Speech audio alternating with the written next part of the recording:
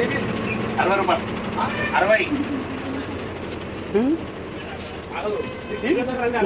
60.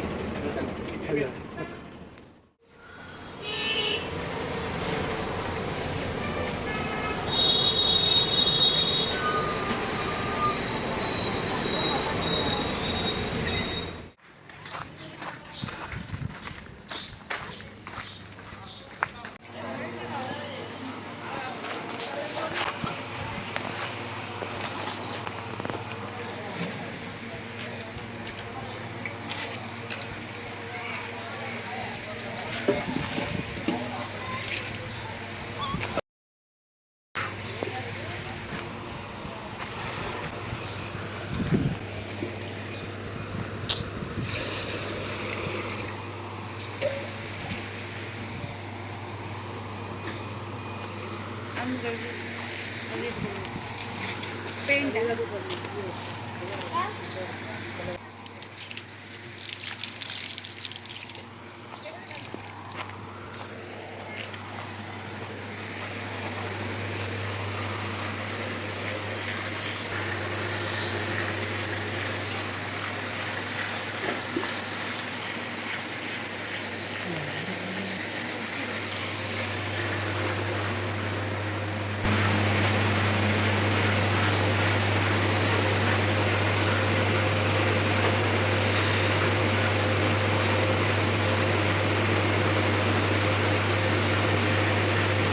మంచిగా అసలు వాళ్ళు వచ్చిపోయిన నీకు వచ్చిద్దామని రోజు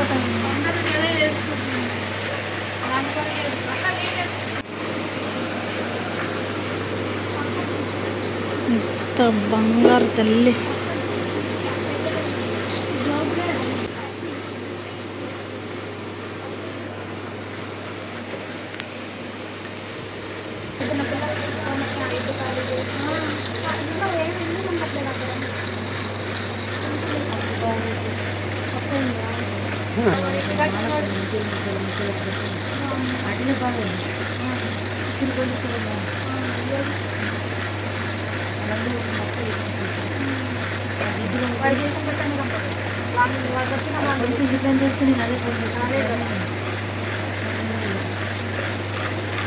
వాడు మంది తాగినప్పుడు అక్కడ వచ్చినా బాగుంటుంది. వాడు ఏం యాక్టింగ్ చేసిండో మంది తాగిందని నీకు మంచిగా పాపం ఇవన్నీ కోసం రాక బంగారం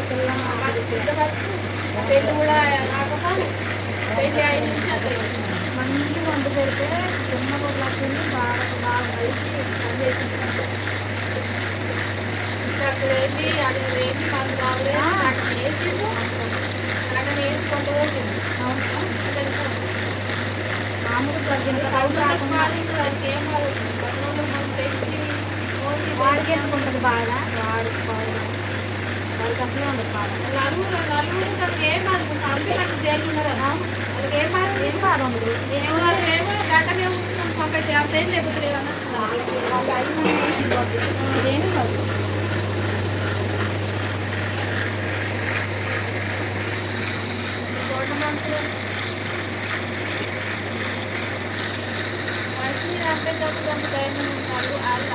మనిషి గుర్తుకోలేదు కదా ఆ నొప్పి తెలవాలి వాళ్ళు కూడా ఒక మనిషి తెలవాలి ఆ నొప్పి తెలవాలి వాడికి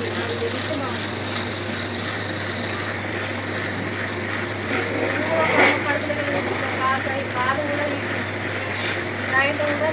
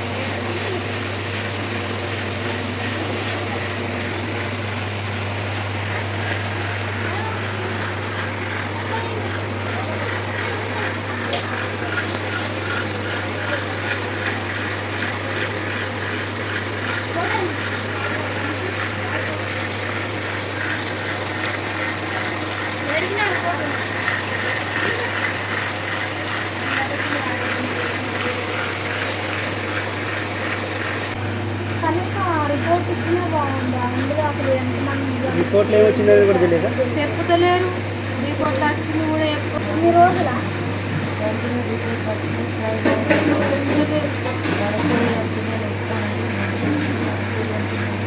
అదే కదా మనస్ఫూర్తిగా చెప్తున్నాను. వాళ్ళు ఏడదే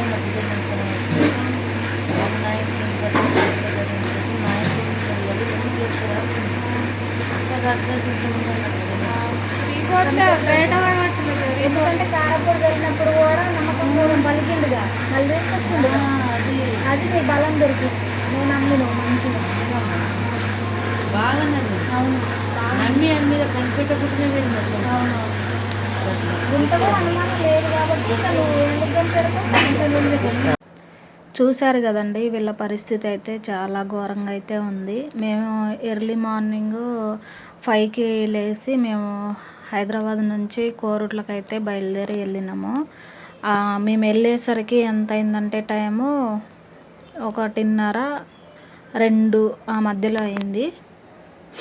ఇంకా మేము వెళ్ళి చూసేసరికి పరిస్థితి అయితే ఎంత దారుణంగా అయితే అంత దారుణంగా ఉందండి.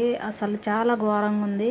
వాళ్ళమ్మ వాళ్ళు ఇంకా అప్పటికి తినలేదు, కనీసం మొహం కూడా కడగలేదు. మీరు వీడియోలో ఒకసారి గమనించినట్లయితే వాళ్ళమ్మ అప్పుడే పాపం వైషు వాళ్ళమ్మ బ్రష్ చేస్తుంది, అప్పుడు బ్రష్ చేస్తుంది. అసలు వాళ్ళని చూస్తే ఎంత ఘోరం అనిపించిందంటే, రోజు మనం వీడియోలో చూస్తూ ఉంటాం కానీ వీడియోలో చూసిన దానికే చాలా బాధ అనిపించింది. ఇంకా అక్కడికి వెళ్ళిన తర్వాత అయితే అసలు ఎంత ఏడుపు వచ్చిందంటే చాలా ఘోరంగా ఉంది వాళ్ళ పరిస్థితి. తినట్లేదు, వాళ్ళు నిద్రపోవట్లేదు, టయానికి అసలు వాళ్ళు ఏం చేస్తున్నారో కూడా వాళ్ళకే అర్థం కావట్లేదండి. చాలా అంటే చాలా ఘోరంగా ఉంది పరిస్థితి. ఇప్పుడు వైషు వాళ్ళ అమ్మ పడుకొని ఉంది కదా, అదేంటంటే కొత్తగా వేసిన రేకుల షెడ్ అనమాట. పాపం చాలా ఏడుస్తుంది. ఎట్లా అంటే వైషమ్మ గుర్తొచ్చిన ప్రతిసారి అంటే మనలాంటి వాళ్ళం వెళ్ళినప్పుడు కూడా ఆమె కంట్రోల్ చేసుకోలేకపోతుంది అనమాట. చాలా అంటే చాలా ఘోరంగా ఉంది వాళ్ళ పరిస్థితి. చెప్తుంది ఏడుస్తుంది, చెప్తుంది ఏడుస్తుంది, చెప్తుంది ఏడుస్తుంది, ఇంకా కంటిన్యూగా అదే జరుగుతుంది. పాపం ఆమెకి హెల్త్ కూడా ఖరాబ్ అయిపోయింది. ఇంకా మేము వెళ్ళిన రోజు ఆ రోజు నైటే ఆమెకు గ్లూకోజ్లు కూడా ఎక్కినాయి అంట. ఇంకా కొంచెం నాతో ఓపికగా కూర్చొని మాట్లాడింది. పాపం ఆమె అయితే వీడియోస్లో మనం వాళ్ళ పాత వీడియోస్లో చూసినప్పుడు ఎంత హుషారుగా ఎంత యాక్టివ్గా ఉండేవాళ్ళో, వాళ్ళ ఫ్యామిలీ మొత్తం కూడా చిన్నవాళ్ళు పెద్దవాళ్ళు అనే తేడా లేకుండా అందరు కలిసి మంచిగా రెడీ అయ్యి డ్యాన్సులు వేస్తూ ఉండేవాళ్ళు. వీడియోస్లో ఎంత యాక్టివ్గా ఉండేవాళ్ళో వాళ్ళని ఇట్లా చూసేసరికి, ఆ వీడియోస్లో అట్లా చూసి మళ్ళీ వీళ్ళని ప్రత్యక్షంగా ఇలా చూసేసరికి నాకైతే కళ్ళల్లో నీళ్ళు తిరిగిపోయినాయి. పాపం చాలాసేపు మాట్లాడిందండి, ఓపికగా నాతో కూర్చొని మాట్లాడింది. నాకైతే చాలా బాగా అనిపించింది. ఇట్లా జరిగిందమ్మా, అట్లా జరిగిందమ్మా, ఇట్లా నేను నా కొడుకులాగా చూసుకున్నమ్మా, వాడికి ఇష్టమైన తిండి వండి పెట్టిన నా బిడ్డ వాడికి కోరింది తీసుకొచ్చి పెట్టింది, ఎంత బాగా చూసుకుందో, చాలా బాగా చూసుకుందమ్మా. వాడికి ఏది కావాలంటే అది ఇచ్చిన, వాడికి 5 లక్షలు చేతికి ఇచ్చిన, వాడికి బండి పెట్టిన, పిల్లకి తాడు చేపించిన, వాడికి చైన్ చేయించిన, చాలా అప్పులైనాయి అమ్మ మాకు. ఉన్న ఇల్లు కూడా వదిలిపెట్టి వచ్చి మేము ఇట్లా అయిపోయినాం అని చాలా పాపం బాగా ఏడ్చిందండి. ఎంత ఘోరం అనిపించిందంటే అంత ఘోరం అనిపించింది. తులసివనంలో గంజాయి మొక్కలాగా వచ్చిండు వాడైతే. కానీ ఇంత ఘోరంగా అసలు వీళ్ళ జీవితాలని తారుమారు చేసేసిండు. ఎందుకంటే అసలు వాళ్ళు అప్పుడు ఎట్లున్నారు, వీళ్ళ జీవితంలోకి వచ్చినాక ఎట్లున్నారు, అసలు ఎంత అంటే అంత చేంజ్ అయిపోయిందండి వీళ్ళ లైఫ్. అక్కడ మీరు గమనించినట్టయితే రేకుల కింద ఉయ్యాళ్ళు కట్టారు. మొత్తం చిన్నపిల్లలే ఉన్నారు. ఒక 3 ఉయ్యాళ్ళు కట్టారు. 3 ఉయ్యాలలో కూడా చిన్న చిన్న బుడ్డ పిల్లగాళ్ళు ఉన్నారు. మనకే తట్టుకోలేకపోతున్నాం. అక్కడ కూర్చుంటే గాలి సరిపోక కూలర్ పెట్టారు. నేను ఇప్పుడు ఈ వాయిస్ చెప్పడానికి కూడా కారణం అదే. అక్కడ కూలర్లు 2 కూలర్లు నడుస్తున్నాయి. అక్కడ చిన్నపిల్లలు ఉన్నారు, ప్లస్ వైషు వాళ్ళ అమ్మ కూడా ఉంది కదా, ఆమెకు కూడా ఒంట్లో బాగాలేదు. ఇంకా ఎంత వడగాలి వస్తుందంటే చాలా వేడి వడగాలి వస్తుంది. ఇంకా అందుకోసమని ఆ వాయిస్ క్లారిటీ లేదు, అందుకే నేను మళ్ళీ వాయిస్ చెప్తున్నా. ఇక్కడ చూడండి వైషు వాళ్ళ డాడీ అనమాట. పాపం ఆయనైతే ఎట్లా చెప్తుండంటే నా నా బంగారు తల్లమ్మ, నా మహాలక్ష్మి, నా ఇంటి మహాలక్ష్మి, ఆమె పుట్టిన కాడ నుంచి నా దశ తిరిగిపోయింది. అంతకుముందు నాకెంత ఏం కలిసి లేదు. నాకు ఆమె పుట్టిన తర్వాత చాలా కలిసి వచ్చింది, మంచిగా ఉంది. మా ఇంట్లో కళకళలాడుతూ ఉండేదమ్మా మా ఇల్లు ఎప్పుడు చూసినా కానీ అని చెప్తాడు. పాపం వాళ్ళు మాట్లాడుతుంటే మనకే చాలా ఏడుపు వచ్చిద్దండి. అంత ఘోరంగా ఉంది వాళ్ళ పరిస్థితి. మన ఇంట్లో జరిగినప్పుడే ఆ బాధ ఎలా ఉంటుంది అనేది తెలిసిద్దండి మనకి. ఇప్పటికి కూడా కొంతమంది బ్యాడ్ కామెంట్స్ పెడుతున్నారంట. దయచేసి అట్లా పెట్టకండి ప్లీజ్. ఎందుకంటే నాకు కళ్ళారా నేను వెళ్ళి చూసిన కాబట్టి నాకు అర్థమైంది. మనం అట్లా అని అసలే వాళ్ళ బాధలో ఉన్నారు కదా, ఇంకా వాళ్ళని మాటలతో బాధ పెట్టొద్దు. అది అస్సలు మంచిది కాదు మనకు కూడా. ఇప్పుడు ఎట్లా అంటే వాళ్ళకి ఎలాంటి న్యాయము జరగట్లేదు. వాళ్ళ పిల్ల పోయింది, వాళ్ళ ఇల్లు వాకిలు వదిలేసుకొని వచ్చి ఆ రేకుల షెడ్ల కింద ఉంటున్నారు. ఎక్కడ వేసిన సామాన్ అక్కడే, ఎక్కడ పడేసిన గొంగడ అక్కడే ఉంది అన్నట్టుగా పాపం వాళ్ళకి ఏమీ దిక్కుతోచని స్థితిలో ఉన్నారు. దయచేసి వాళ్ళని మాటలతో ఇంకా బాధ పెట్టకండి.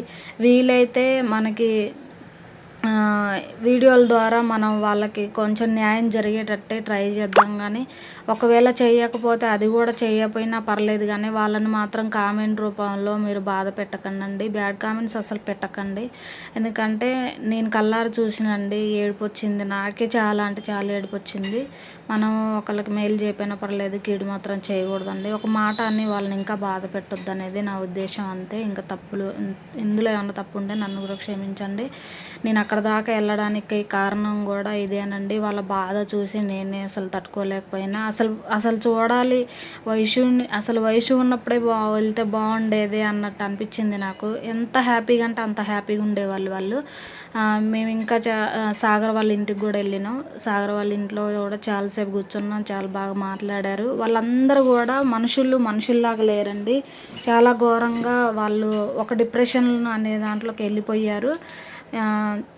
వాళ్ళ పరిస్థితి చూస్తే మాత్రం అసలు ఎంత అంటే అంత బాధేసింది. ఇంకా నా వెనకాల ఇద్దరు నడుస్తున్నారు కదండి, తల్లి కొడుకు. వాళ్ళు మంచిర్యాల నుంచి వచ్చారనమాట. వీళ్ళే కాదు, మేమే కాదండి, రోజుకి కనీసం 20-30 మంది చూడడానికైతే వాళ్ళ ఇంటికి వస్తున్నారు. ఇంతమందికి ఎక్కడెక్కడ ఉన్న వాళ్ళందరికీ తెలిసిందండి. మరి ఈ న్యాయం చేసే వాళ్ళకి ఎందుకు తెలియట్లేదు అనేది నాకైతే అర్థం కావట్లేదు. మనందరం ప్లీజ్ అండి, దయచేసి ఒకటే కోరుకుందాం, వైషమ్మకి న్యాయం జరగాలండి. ఇది ఒక్కటే కోరుకుందాం మనం. వీలైతే అందరం వీడియోస్ చేసి పెడదాం ప్లీజ్.